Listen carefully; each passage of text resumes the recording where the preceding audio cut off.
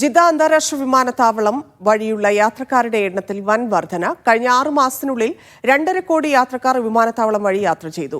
ഹജ്ജ് ഉംറ തീർത്ഥാടകരെത്തുന്ന പ്രധാന വിമാനത്താവളം കൂടിയാണ് കിങ് അബ്ദുൽ അസീസ് അന്താരാഷ്ട്ര വിമാനത്താവളം. ജനുവരി മുതൽ ജൂൺ വരെ യാത്ര ചെയ്തത് 2,55 ലക്ഷം യാത്രക്കാരാണ്. കഴിഞ്ഞ വർഷത്തെ അപേക്ഷിച്ച് 6.8% വളർച്ച നേടി.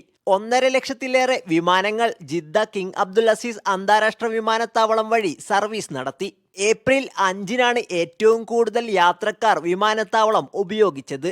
1,78,000 യാത്രക്കാർ ഈ ദിവസം മാത്രം യാത്ര ചെയ്തു.